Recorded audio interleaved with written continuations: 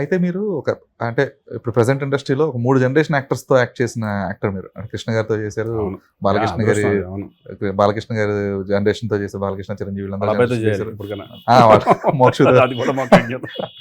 So ఇప్పుడు మళ్ళీ present Ram Charan వీళ్ళందరితో కూడా చేస్తున్నారు, అల్లు అర్జున్ వీళ్ళ. సో మీరు ఈ 3 జనరేషన్ యాక్టర్స్‌ని కవర్ చేశారు కదా! సో మీ ఎక్స్‌పీరియన్స్ ఏంటి సార్ వీళ్ళందరితో? కృష్ణ గారి దగ్గర నుంచి చరణ్ దాకా. అదృష్టం అనుకుంటానండి. ఎక్స్పీరియన్స్ అంటే డెఫినెట్గా ఇప్పుడు కృష్ణ గారితో కానీ, ఒక పక్కన కృష్ణరాజు గారు అప్పట్లో, వాళ్ళ తర్వాత చిరంజీవి గారితో, నాగార్జున, వెంకటేష్, బాలకృష్ణ అందరితో చేశారు. వాళ్ళందరితో క్యారెక్టర్స్ కొన్ని చేయడం జరిగింది. నెక్స్ట్ జనరేషన్లో ఇప్పుడు వస్తున్న వీళ్ళు చేస్తున్నాను.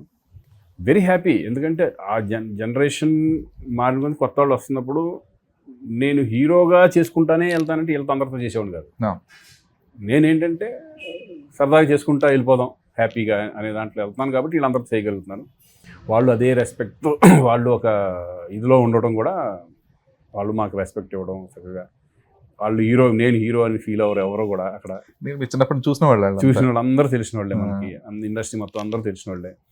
ఎప్పుడు ఆ ఫీలింగ్ అనేది ఎవరికి ఉండదు, రెస్పెక్ట్ఫుల్గానే ఉంటుంది. ఈవెన్ నాకు కానీ, జగత్ బాబు గారు కానీ, మేము క్యారెక్టర్లు చేస్తున్నా మాకు ఒక చక్కటి ప్రొడ్యూసర్ సైడ్ నుంచి కానీ, డైరెక్టర్స్ కానీ, ఇది కానీ మాలో ఉండకూడదు. ఫస్ట్ ఆ ఇన్విటేషన్ మాలో ఉండకుండా ఉంటే చాలు. లేదంటే ఆ యాటిట్యూడ్ అనేది లేకుండా ప్రెసెంట్ వచ్చిన క్యారెక్టర్స్ చక్కగా డిజైన్ చేసుకుంటూ, అవును, ఒక కెరీర్ డిజైన్ చేసుకుంటున్న యాక్టర్స్ లో మీరు జగత్ బాబు గారు ఉన్నారు ప్రెసెంట్ సినారియో. ఎందుకంటే ఆయన కూడా అసలు ఆయన ఆఫ్ స్క్రీన్ బిహేవియర్ కి ఆన్ స్క్రీన్ బిహేవియర్ సంబంధం ఉండదు.